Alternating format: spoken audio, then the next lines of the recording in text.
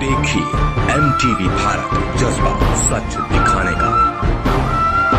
बुलंदशहर अग्निपथ योजना पर बोले केंद्रीय मंत्री जनरल वीके सिंह, अग्निपथ योजना बनाने में मैं शामिल नहीं हूँ।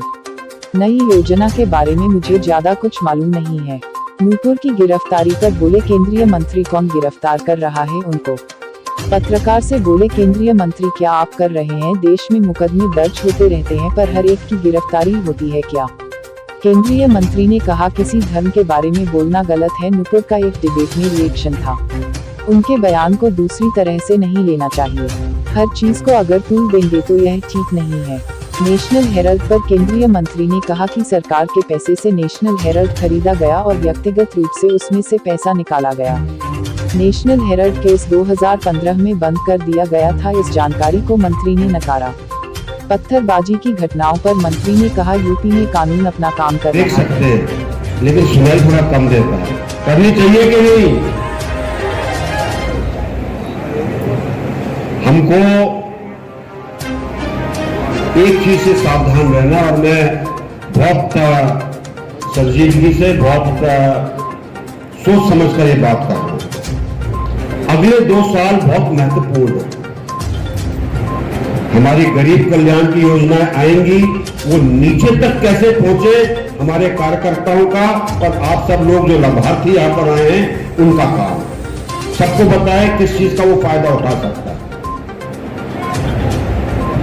हर घर जल का योजना सब जगह शुरू हो चुकी है, आपके इलाके में भी आएगी, ताकि हर गांव के अंदर हर घर को पाइप के द्वारा स्वच्छ जल मिल सके। इसी तरीके से बहुत सारी योजना, किसानों के लिए ड्रिप इरिगेशन है, किसानों के लिए स्प्रिंकलर का प्रावधान है। लेकिन जब आप इन चीजों को बताते हैं और जब मंशा क्या है, उद्देश्य क्या है? गरीब कल्याण सम्मेलन जो है वो इसलिए है कि 8 साल के अंदर बहुत सी योजनाएं हमने शुरू की, बहुत से लोगों को उसका फ़ायदा मिला।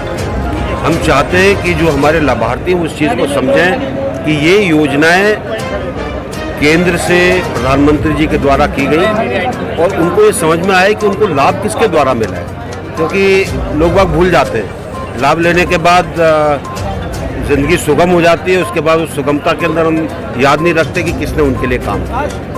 सर, जुमे की नमाज के बाद कई जिलों में पत्थरबाजी की घटनाएं हुई, उसको रोकने के लिए क्या जरूरी कदम उठाए गए हैं और आगे ऐसी घटना ना हो? मैं सिर्फ यही कहूँगा कि प्रदेश की सरकार बहुत जिम्मेवार सरकार है और खासकर कानून और व्यवस्था के प्रति वो इस चीज़ का पूरा ध्यान रखेगी कि ऐसी चीज़ें जो हैं उनके ऊपर अंकुश लगे। साक्षी महाराज का एक बयान आया है कि शुक्रवार को पत्थर चलेगा और शनिवार को बुलडोजर, क्या इस तरह ही देखा जाएगा?